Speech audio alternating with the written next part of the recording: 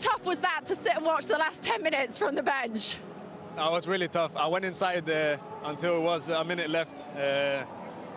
Obviously, when Tottenham are pushing for equalisers, it feels like it takes ages. But no, I'm very happy that we managed to see this one out. Yeah, you almost couldn't bear to watch that ending. But look, you're used to fast starts, but did you have to find a different way to win today?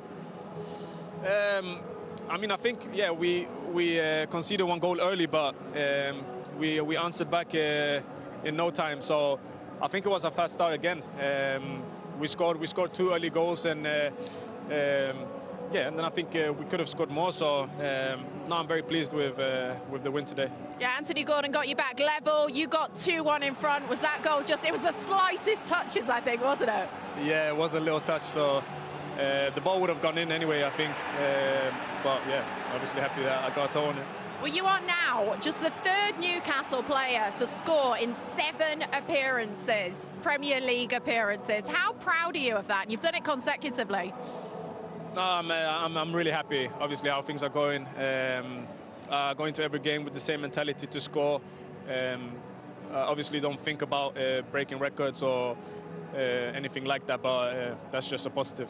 What's been the key to it, though? Was there a turning point? Did something click for you where you just felt, oh, hang on, this is good?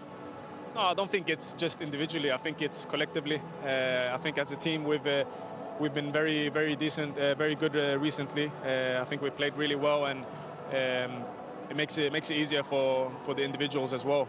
So it goes hand in hand. Yeah, that's 5 Premier League wins on the bounce, 6 in all comps. I mean, this must be a squad that's just brimming with confidence wherever you go, whoever you play. Yeah, I think at the moment, yes. But it's about keeping that energy, keeping the same level. Because it can turn at any point, so we need to stay focused and still work hard to keep winning. Hey, thank you so much. Appreciate it. Yes, Alexander Isak has scored in 7 successive league games, the 3rd player to do that after Alan Shearer and Joe Willock. But it was Anthony Gordon who got the equaliser before his goal. And they responded brilliantly, Joe, to Spurs going in front just a couple of minutes earlier. Yeah, they really did. And what interested me about this goal is you could tell that Newcastle were ready to jump on any sort of Tottenham mistake. And I talked about before the game, Archie Gray and Dragistan needing to get alongside Brandon Austin when they were going to decide to build up.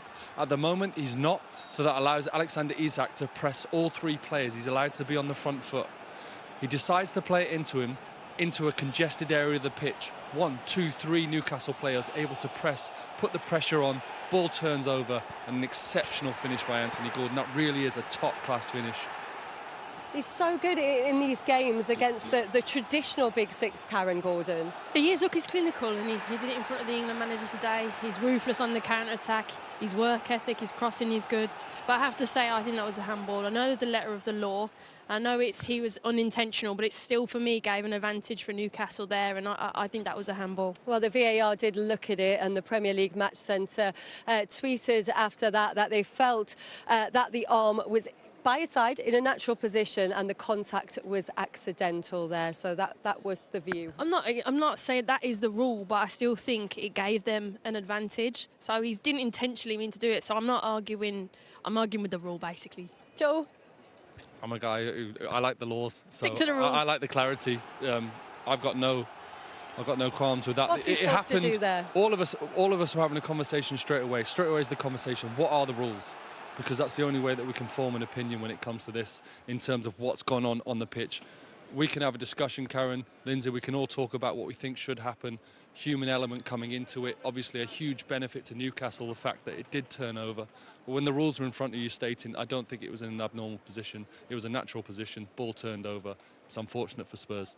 Goal stood, and then Newcastle went in front through Alexander Isak. Again, Karen, was this a poor one for Spurs to concede? Look, it's from their own throw-in. You can't do flicks and tricks in there in your own half, and especially when you're condensed on one side, because Newcastle then pop it out to Murphy on the right-hand side, and he was really good 1v1, and Spence did very well at centre-back when he went in there, but there he has to get tighter, and when that cross comes across, there's a little nick, as Isak mentioned. He gets a toe, and he wasn't going to miss from 2 or 3 yards out in the form that he's in. So, look, you made your own mistakes there from the throw-in, Tottenham, which they'll be very disappointed with. 12 in his last 12. No defender, no goalkeeper is going to want to face him in this sort of form, Joe.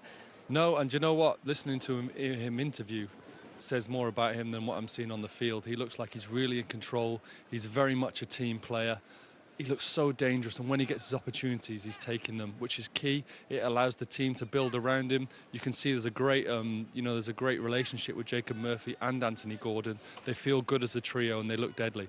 Absolutely, and a really good day for Newcastle today, wasn't it? What about Spurs, though, Karen? Because it's a bad run. It's a bad run at home as well. Are we getting into serious crisis mode, or is that too dramatic? It's as a neutral, I've come here and I have been entertained. I like the style of football that they're playing, but you're judged by the results. And unfortunately for Ange Postecoglou, the time is ticking. Look, he's got unfortunate injuries. Again, Dragerson goes off, another centre half that went off today, and Spence went in. I thought he did very well, but ultimately, it's a tough one because he's going to be judged, and I think the next game, the cup games, is where he's kind of come out and said, look, I usually win cups in my second season. So I think, look, this is a bad run, but I think the next couple of weeks will be really testing for the manager. I like him. I like the style that he plays. And I think he should be given the time, but it's obviously very, very, it's a tough one at the moment. Obviously, they were a lot better in the second half, Joe, which is a positive thing for them. But will the argument be that perhaps a couple of those players should have been in the starting lineup, the ones who made the difference when they came on? Yeah, of course, when they come on and affect the game like they did, but I feel like it was helped by Newcastle. They were very much front foot, looking to assert their dominance in the first half. And Tottenham weren't poor in the first half. You know, it was a good, even game. I just felt like Newcastle on turnover looked more dangerous, but the more they sat in, that allowed the likes of Maddison to come into it, Son looking threatening. But I don't know if that would have been the case necessarily when they were on the front foot and looking to take it off the toes of the Tottenham players. But, you know, Postecoglou will have his reasons why he didn't start and why he did start certain players. He's also got a plan for the future. It's such a difficult job to be a Premier League manager. So much going on, so many moving parts. It wasn't a bad performance by Tottenham today. And we will get the full-time thoughts from Ange Postecoglou as well very shortly. But we're at the halfway point in the Premier League season, and also at the halfway point. Brennan Johnson, Pedro Porro, interesting ball. Solanke! 1-0 to Tottenham. Bergvall again is astonishingly open already, and now Gordon's in for Newcastle and equalises. And just like that, the Tottenham lead is gone. Whips in the cross, it's gone in. Well, ISAK might claim the final touch, but Dragerson got a piece of it too. And Newcastle United come from behind to take the lead at the Tottenham Hotspur Stadium.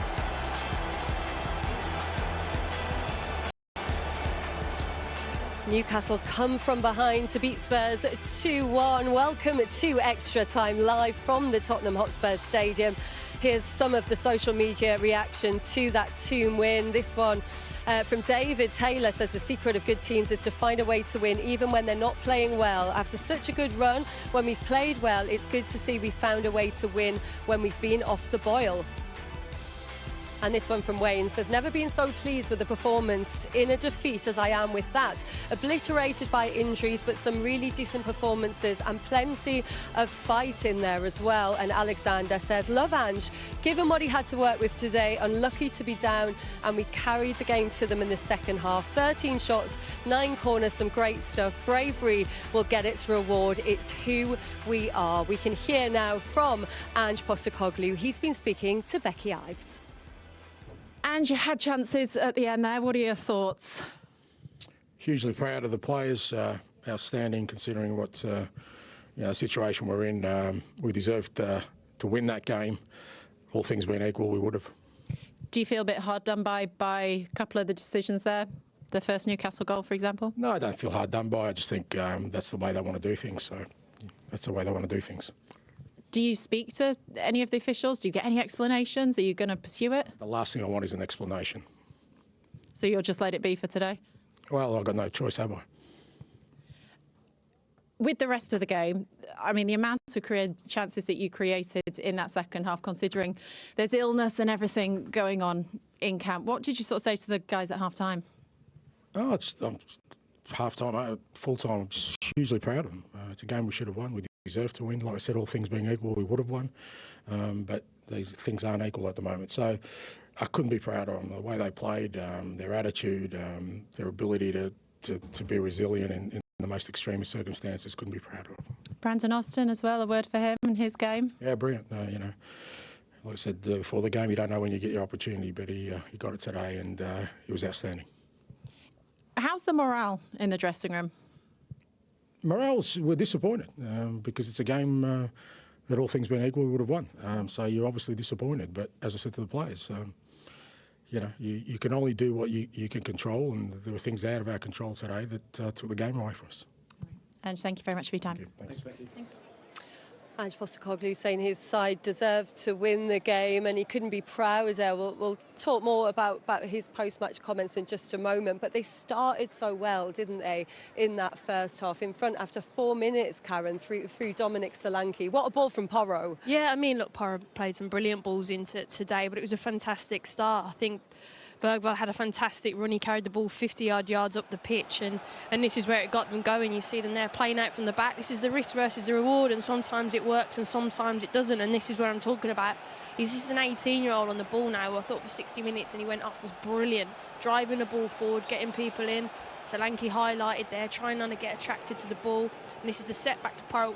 Brilliant whip ball. And look, Solanke's preying on the bottom. He hasn't played a lot of football. He's coming to the team. He gets across him. Brilliant header. Keeps it down. Puts it the same way that it's come across. The goalkeeper has no chance. And you're thinking, right, Spurs on the front foot. Fantastic start. But obviously you have to hang in. And I think they lacked a little bit the intensity then after that goal, unfortunately, for them. He said they deserved to win. Do you agree, Joel? Look, they had chances. They were definitely pushing towards the end. I think Newcastle resigned to the fact they were very happy with their 2-1 lead and looked to dig in for the last 10 minutes added odd. Whether they deserve to win or not, he's said it very, very many times. They didn't win. That's the main thing that's come out of this. But they pushed hard. A depleted squad. They still kept their identity. They still played good football. But ultimately they didn't get over the line. Just how well did they play in the second half? Second half, I thought they were really good. Obviously, the 3 subs coming on, and we don't know whether it was because of illness, maybe they didn't start. But when they came on, they gave it everything. You talk about crosses into the box, creating chances. This was a great little save as well. Then the rebound off the post, you're thinking Ange Postecoglou can't come on the pitch and score for them. Like they're creating chances, putting the back line under pressure. Maddison, who came on, this was so close, just literally inches. Eddie Howe was, I think, screaming at that point, and you're absolutely peppering, the 18-yard box. This one though, don't take the lever off the ball. We're both trying, and 2 players you want it to fall to, Johnson and Son, and it just doesn't happen. But in the end, you have to give credit to Newcastle, how they defended, but they gave everything. Yeah, they did, and I thought Newcastle defended really, really well. Like I say, I think there was a mentality switch for Newcastle with about 15 minutes to go that we need to just get this result and grind this result out. Often what they're screaming for in this stadium sometimes, and maybe a little change in thought process and mentality. But Newcastle have certainly got that at the moment. They defended, they put bodies on the line, rode their luck a little bit, but you've got to do that, Tottenham, when they are purring and are playing well like they did in the second half, you are going to have to dig in. They didn't really look like they had the counter threat on the turnover that they did in the first half. So it was important that they put bodies on the line. Dubravka focused, organised when he was called on. That's a great day for Newcastle United. And they were holding on in the second half. It's kind of that thing where when your luck's with you, and it's very much 2 clubs heading in different directions, it feels, at the moment, Karen. You've got to remember last year Newcastle were playing Champions League football. Those players have experienced that. They know how to dig deep in those last moments. And for Spurs, this was the youngest team that they'd had in, I think, since 2015. I think an average age of just under 24. And like I said, you've got 2 centre-backs. One's a centre midfielder. Spencer's coming in when Dragerson went off. He's trying to make shift. I think, unfortunately for Spurs fans, these young kids are going to be brilliant for the future, but the results aren't happening for them now. But I have to say, I think they did everything they could, and Ange did everything he could today. Okay, he really wasn't happy as well with some of the decisions, you could tell in that post-match interview with Becky, and he was even more fuming when he got to the press conference as well, especially about that Newcastle equaliser.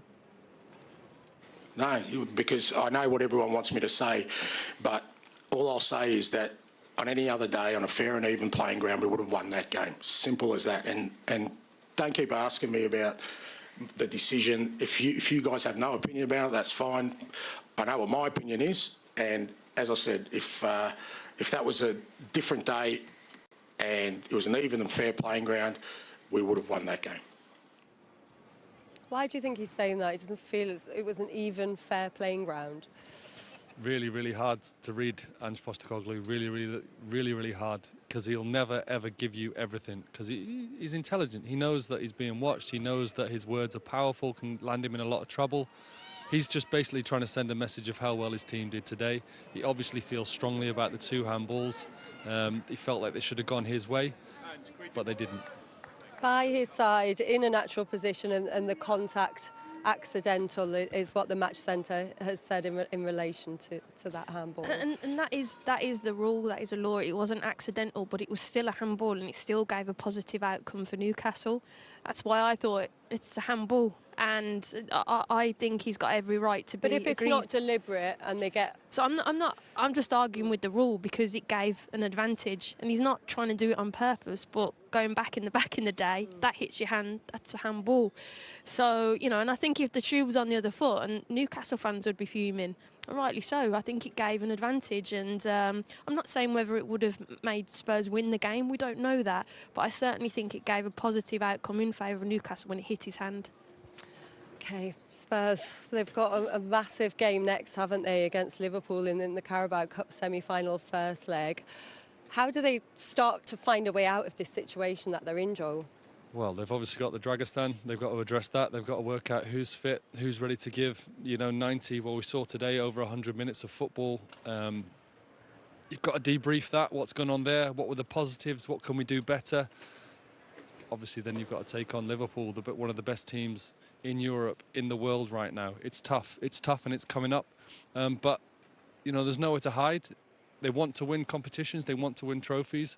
You've got to take the best on. You've got to play them over 2 legs, and you've got to win.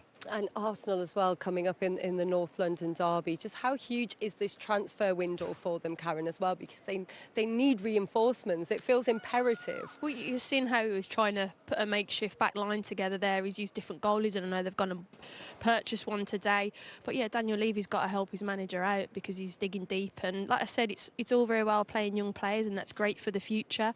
But the manager needs players to help him get results now. And with the games coming, they need to bring in some players. Do you think the majority of the fans blame Daniel Levy and the board rather than Ange Postecoglou for this current situation?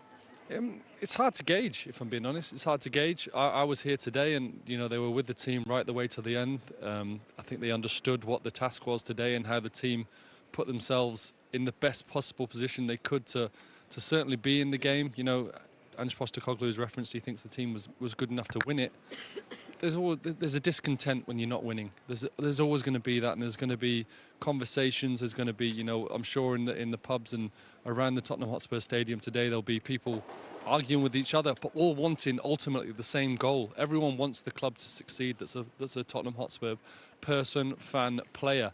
But it's just really, really tough to kind of get those and put those ingredients together right now. Yeah, it's a 5th Premier League defeat at home in a row. Spurs really slipping in that table. They stay 11th for now. At the other end of the form table, though, the Magpies are flying high after 6 wins in a row in all competitions. Let's hear from Eddie Howe with Becky Ives. Eddie, just how deep did your team have to dig there at the end?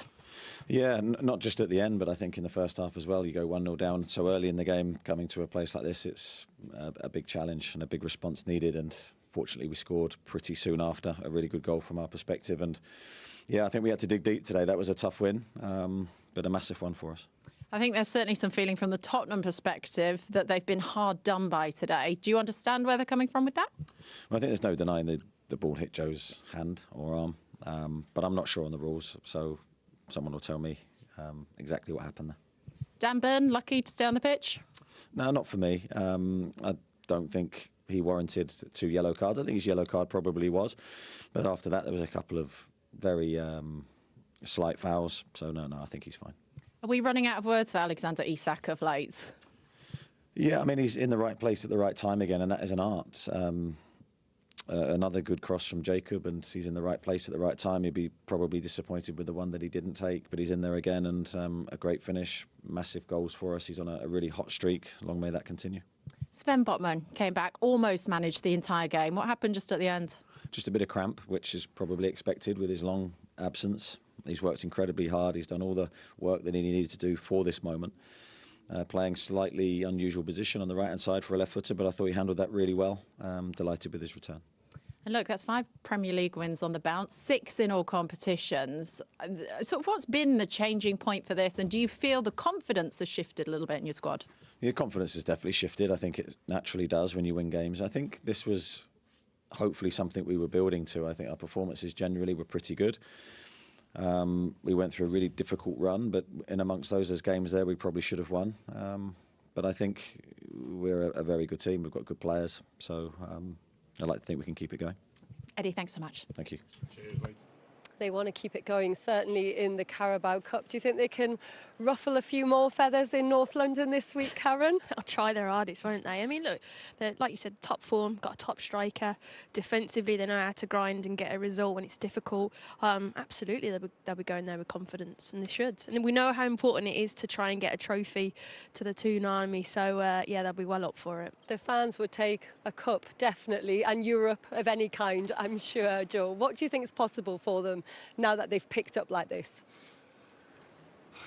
Well, it's tough, isn't it? It's really tough to maintain, and that was proven today. A good first half, a good run, but they still had to dig in. That's going to be definitely going to be the case when they're playing against Arsenal, especially in the away leg. It's going to be really hard. But do you know what I see? I see a team that's got belief in how they're playing. They've got a manager, obviously, that they believe in. They've done incredible things getting to the Champions League. Brilliant support behind them. They've got subs that they can make. They've got impact players. They've got different ways. You know, we saw ISAK coming off, Willock coming on today, changing the system to see out the result. I think they've got everything to really, really challenge, but that next step is huge. Just got to get over the line and keep pushing, haven't they? And it was made harder for them today by the performance of Brandon Austin. Ali gave him man of the match. He said it was the first time he's given man of the match to a player on the losing side today. How do you assess his performance? I think he had a solid debut, a solid Premier League debut, one that he can definitely be proud of, one that he can grow into, work on. It would have been an interesting 24 hours for him coming into this. I said it before the game, he'd have been begging for this. You know, for years he'd have been in the conversation with his family, with his friends, with his youth team coaches. I am ready. I just need that chance. Today he got his chance, put in a really good performance. He looked really composed. Of course he can improve, of course he can build on it. But everything he was asked to do today, he did really, really well. The crowd were right behind him, and he looked very composed out there, so he should be really proud. Yeah, good performance from him. The January window, as we mentioned, now open. If Newcastle could make one signing, Karen, that could get them the top 4 or strengthen in one position, what do you think it would be? Well, obviously, great Botman's coming back, so that's centre-back position maybe. That's like having a new signing. Yeah, exactly. So I was just trying to think that where would it... Yeah, maybe another winger, I think, just to give the rest. And Burmo, maybe. Not that I'm mentioning my wish list. But. So your wish list? Look, he's a top player. Look, I'm sure there's a fair few in for him. But maybe on the wing area, because there's so much output that the wingers have to do for an Eddie Howe team. So, yeah, probably a wide player. Is there a signing that could make a difference in the title race, Joe, do you think, in this window? Liverpool look so strong. They look so organised. They look like they've got such strength in depth. Who's going to challenge them? You know, is a potential striker for Arsenal going to make the difference? But Gabriel Jesus of recently has looked, you know, he's looked deadly in front of goal. So I think the only thing that could really seal the title race is if Liverpool add. To be honest, it'll be tough for someone else to sign to chase them. I think if Liverpool make a good signing or keep improving their squad, they're going to go out of sight. It's about staying fit and injury-free for Liverpool, do you think, Karen, as well? But also it's not necessarily about who they're signing. They could lose players. I don't for 1 minute think the 3 players that are out of contract are going to go anywhere, but you just never know what that might do in terms of the group. But yeah, I think it is Liverpool's. It's all in their hands. They're playing such good football, play different ways. They want to rough you up, they can. They want to go 1v1, play through you, keep it nice and tight. They've got every element. So it's in their hands at the moment. But if they get an injury to Salah or Van Dijk, you know, that could be worrying. But for now, it's in their control. And they play Man United tomorrow. It seems like everyone feels this is only going one way, Joe. Do you think it is going to be that straightforward? Look, I think everyone's entitled to feel that way. I think the way that both teams are performing at the moment, but we know, we've been around football long enough, it just does not work like that. And Arne Slot, that will be his message. Virgil van Dijk, Salah, Trent, all the people that we're talking about, that will be their message, because they are senior players in that dressing room. You cannot walk into this game and expect to win. It's a huge derby. It's a global derby. Manchester United, Ruben Amorim, he showed it, you know. Everyone thought he was going to the Etihad and was going to have a difficult game. His team turned up for him, didn't they? Produced a dramatic result. He's going to be hoping for more of the same. But Arne Slot will be very much keep your focus, keep calm, keep doing our fundamentals, what makes us good. And if we play well, we can have a really good day tomorrow. What they served up against Newcastle Man United was pretty terrible, Karen, wasn't it? How does Amorim begin to turn it around? Well, in fairness, I thought he picked the wrong team. I kept mentioning about Newcastle physicality, and he picked probably quite an immobile midfield that game, and then obviously Xerxes was a consequence after that, and he made changes. But after 20-30 minutes, the damage was already done to Manchester United. So it was bizarre because he's chopped and changed the team up into that match. So his team selection's got to be right, and he has to compete because Liverpool, again, similar to Newcastle, they'll outrun you. So has to pick a team that competes first and foremost. A big puzzle to solve, a big game tomorrow as well. Joe, Karen, thank you very much for your company today. We're almost out of time.